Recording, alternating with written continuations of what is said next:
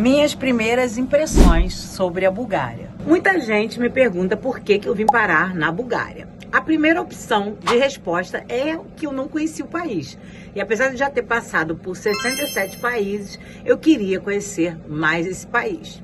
Por incrível que pareça, a Bulgária também é o país mais barato da União Europeia, apesar de ainda não fazer parte da zona Schengen. O que facilita a minha vida, porque eu tenho sempre que trabalhar na Europa. E como o limite da gente ficar dentro da zona Schengen é de 180 dias por ano, essa saída me ajuda também a ficar aqui por perto, sem gastar muito para voltar para alguns países, como a Itália, por exemplo, que eu tenho alguns compromissos em abril, eu tenho também compromissos em Portugal em dezembro, então isso facilita a minha vida de escritora e influencer. Mas, apesar da Bulgária ser um país relativamente pobre para a Europa, é um país que ninguém quer morar nele. Por incrível que pareça, desde 1989, a população aqui da Bulgária caiu de 9 milhões para 6 milhões e meio. Isso significa que 30% dos búlgaros migraram para outros lugares. A Bulgária sempre foi um país que fica no meio de uma zona que sempre foi conflituosa.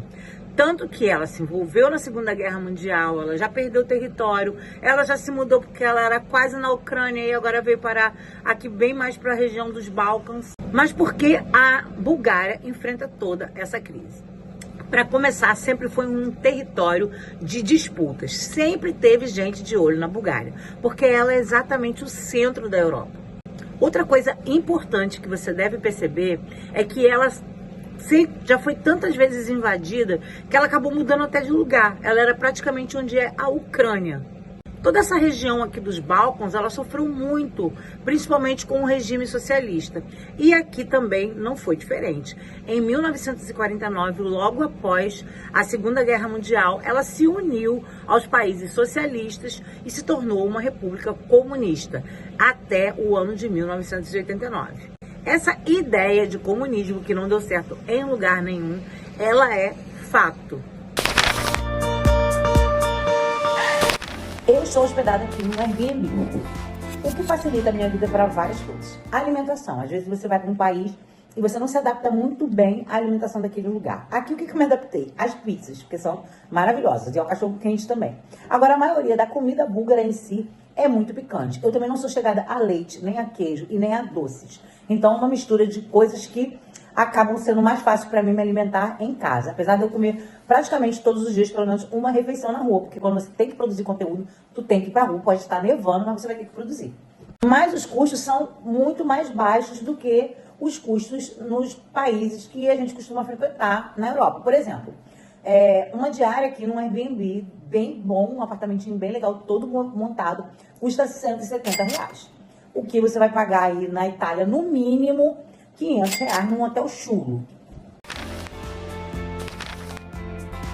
A Segunda Guerra Mundial também foi muito destrutiva para a Bulgária. E mais do que isso, ela esteve sob o domínio do Império Otomano por quase 500 anos. Então, sua identidade foi se modificando. Tanto que até o alfabeto daqui é o alfabeto criado para eles mesmos pelo Império Bizantino. Eles foram fazer essa sugestão porque eles queriam fazer uma Bíblia que não fosse compreendida pelos otomanos. Então, eles fizeram uma Bíblia no alfabeto cirílico, que é o alfabeto utilizado até hoje também na Rússia. Mas o alfabeto cirílico foi criado por um monge chamado Cirilo, para que eles pudessem cultuar ao Cristo. Ela só ficou independente em 1908 e teve muita briga, muito quebra-pau. Dá uma olhada no meu outro vídeo sobre o monumento aos heróis revolucionários. O idioma oficial búlgaro é uma das línguas eslavas mais antigas do mundo. Apesar de fazer parte da União Europeia, ela não adotou o euro como moeda. Então, a moeda aqui é o leve búlgaro. Essa aqui. Um leve búlgaro custa mais ou menos R$3. Ou, se você for converter para o euro, 0,50 centavos de euro. Ou seja, a metade de um euro ou um triplo do real.